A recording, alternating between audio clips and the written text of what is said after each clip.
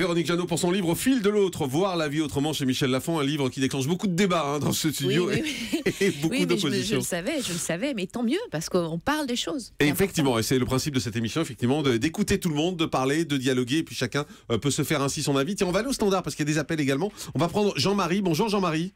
Oui, bonjour Jean-Marc. Bienvenue sur Europe 1. Vous vouliez dire que vous partagiez l'avis de Véronique Jeannot sur le lien entre le physique et le mental. Oui, tout à fait. Merci d'avoir invité Véronique Jeannot d'ailleurs à votre émission. Ça fait du bien d'entendre parler comme ceci. Depuis 1983, j'ai totalement abandonné la médecine allopathique. Et vous m'écoutez là? Oui, bien sûr. Bah oui, on fait que ça. Nous buvons vos paroles. On bouge pas. On bouge pas. Voilà. Et je me suis rendu compte qu'il suffisait de quelques petites choses. Simplement bien se connaître. Et quand on a un petit pépin de santé, savoir comment c'est arrivé. Essayer de revenir un peu sur ce qui s'est passé. Ce sont quelquefois des ennuis familiaux, des énervements dus à X raisons.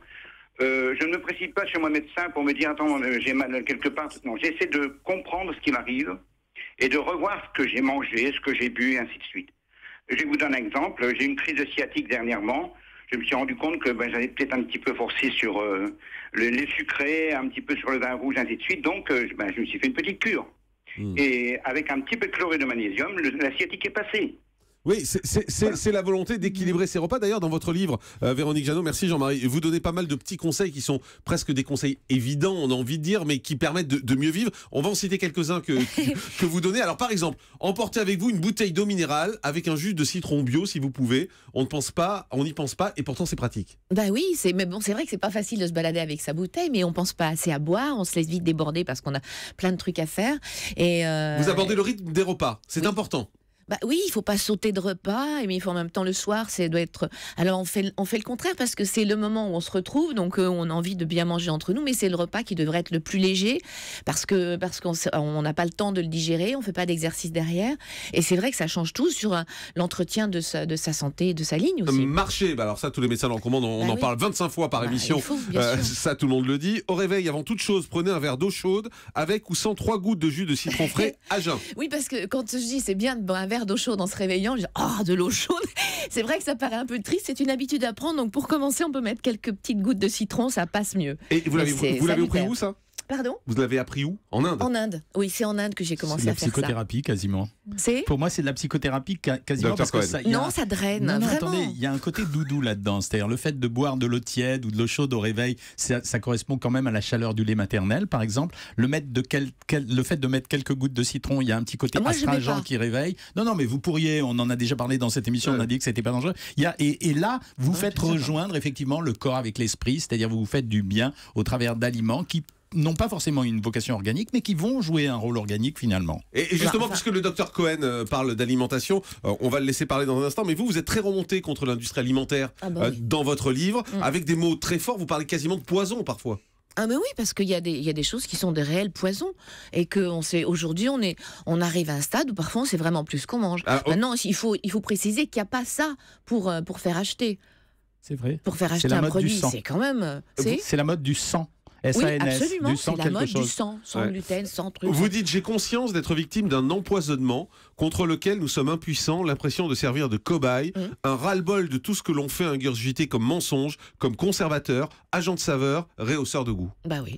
Vous êtes d'accord avec vous? Ah bah oui, je suis d'accord avec moi. Oui, je persiste et signe. Docteur Cohen, elle a raison ou pas? Oui, là je suis d'accord avec elle. C'est ce qui a fait le succès de mon livre et c'est ce qui, j'espère, va faire le succès de votre livre. Ça va. Vous sortez 25 livres par an qui cartonnent, c'est bon. Celui-là, il vous a plu, non?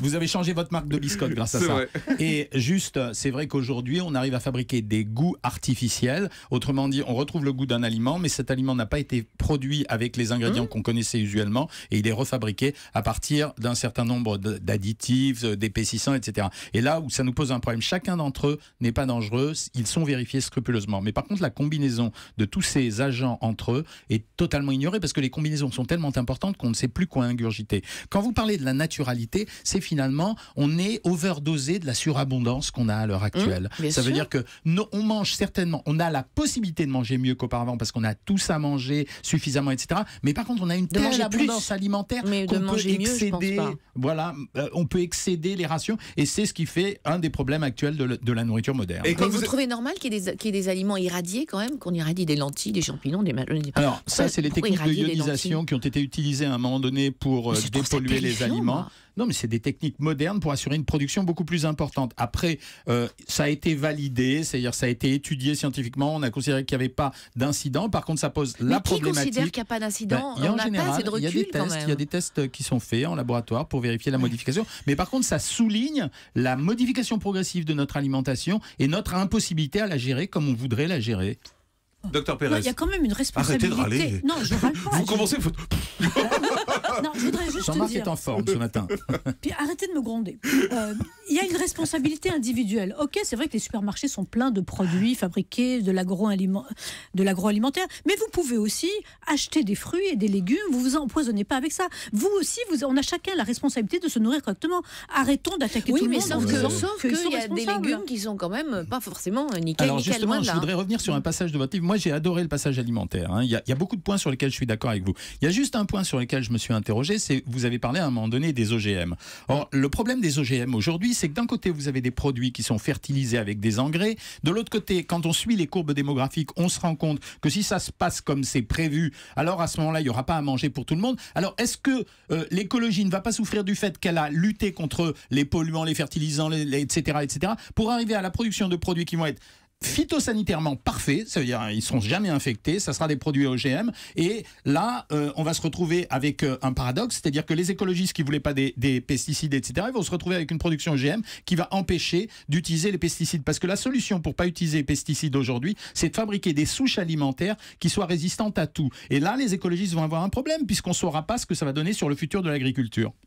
Ouais, mais enfin, la façon dont sont cultivées beaucoup de choses aujourd'hui n'est pas non plus la plus naturelle qui soit. Quand on parle de la permaculture, de l'agroagriculture, c'est quand même une autre façon de concevoir Et vous parlez, Véronique Jeannot, également du bio, et vous dites aujourd'hui il y a tellement d'arnaques dans le bio, c'est tellement compliqué de s'y retrouver. De savoir quoi manger, c'est très Il difficile. y a une pollution aérienne qui est fantastique à l'heure actuelle, et malgré la bonne volonté de certains de produire du bio, ils ne peuvent pas empêcher que quand le vent souffle en direction d'un champ quelconque, malgré les protections qui sont prises, je sais bien, il est contaminé. Je sais que c'est terriblement difficile, Alors, mais en même temps, quand il y a un agriculteur qui essaye de faire du bio, que tout d'un coup il est attaqué par tous les autres agriculteurs parce qu'il fait du bio, je trouve pas ça normal non plus. Quand il y a un papy qui vend ses tomates, qui se prend une amende parce qu'il a vendu des tomates qui ne sont pas référencées sur le catalogue, moi je ne peux pas être d'accord avec ça. Je veux dire, je trouve ça dingo.